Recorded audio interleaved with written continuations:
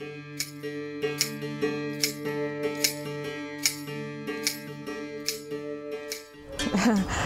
don't have children, but I completely understand the challenges of being a parent, especially in this day and age, because at many levels you have no control over what your child learns.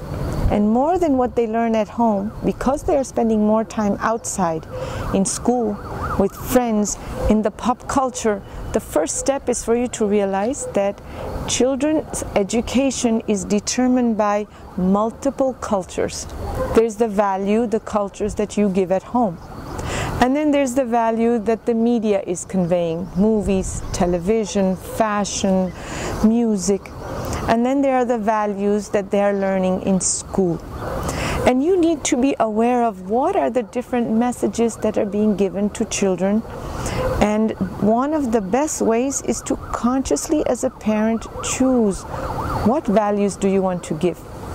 So, taking myself as an example, Asia, in India, in the Middle East, we grow up with interdependent values. It's not a world in which we think about my room, my feelings, my things, my thoughts. It's a world in which we think about the greater good of the family. And in that, if those are the values you want to give, you have to give a different direction to your child, because pop culture is all about you, your dreams, your focus, your needs, your desires. And these two things are in contradiction. And oftentimes as parents we think by telling with words to children what we want, it's going to be enough. But no, what we have to do is live by example. Now of course I'm telling you the obvious, but it's not as obvious as it appears when we're lost in our work life, in our family life, and we're just letting passively children be educated. So not enough to give them an education of matter, 17, 18 years of school, university, graduate school put together, but simultaneously you have to educate them on values. And that means utilizing opportunities for them to remember to give, to share, to connect, to be sympathetic, to be compassionate to the needs of others.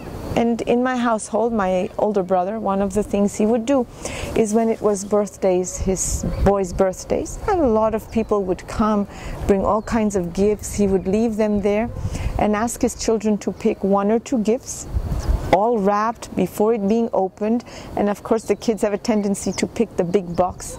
And then he would take his boys to a hospital or to a clinic, to people who were less fortunate, and then make the kids pass out the gifts. And he would see that as the boys were giving the gifts, they would feel a pinch, a contraction. And after the children would open the gift, the other boys, the joy that they would see in the other children's faces would make my nephews, my brother's children, realize the joy of giving. So every opportunity that can be created to give has to be created for children. Having them distribute the chocolate first to everyone, and then as a parent, keeping a little bit aside to give to them later after they've given. So be mindful to educate the heart and the mind as a parent.